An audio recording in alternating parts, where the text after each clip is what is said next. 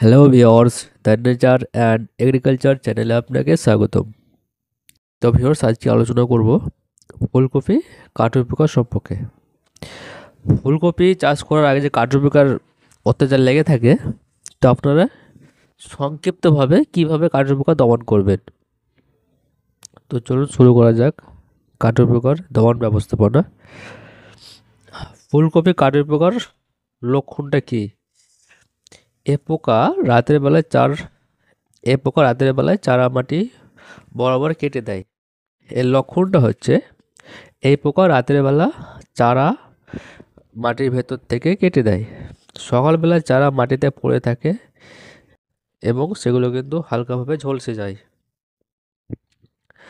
তো এর ব্যবস্থাপনা কিভাবে করবেন? এর ব্যবস্থাপনাটা হচ্ছে সকালবেলা কেটে ফেলা চারার আশেপাশে মাটি খুঁড়ে পোকা বের করতে হবে এবং সেগুলোকে মেরে ফেলতে হবে।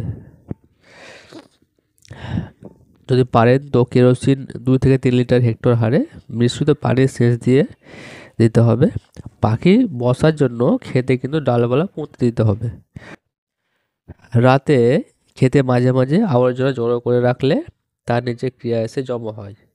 সকালে সেগুলো কিন্তু ফেলে দিতে হবে।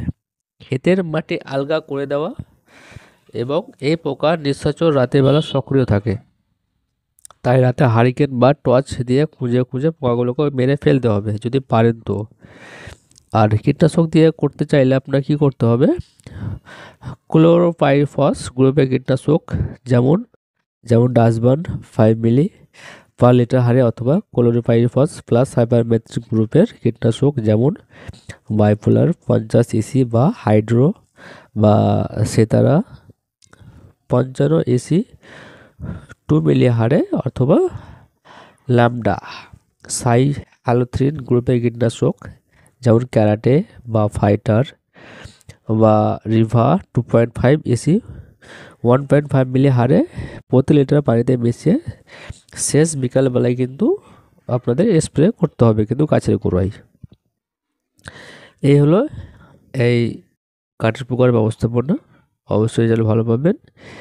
এর সাবধানতা হচ্ছে এলোপাতাড়ি কিন্তু আপনারা কিন্তু কীটনাশক বা বালাইনাশক ব্যবহার করবেন না, এতে পরিবেশ ও জনস্বাস্থ্য ক্ষতি হতে পারে। উত্তম রূপে জমি চাষ দিয়ে পোকা পাখিদের খাওয়ার সুযোগ করে দেবেন। চারা লাগানোর বা বপনের পর প্রতিদিন সকালে ক্ষেত পরিদর্শন করবেন। তো ভিউয়ার্স, এই ছিল আজকের সংক্ষিপ্ত আলোচনা। যদি আমার ভিডিওটা ভালো লাগে থাকে অবশ্যই একটা লাইক করবেন এবং চাষিবাদের সঙ্গে শেয়ার করবেন।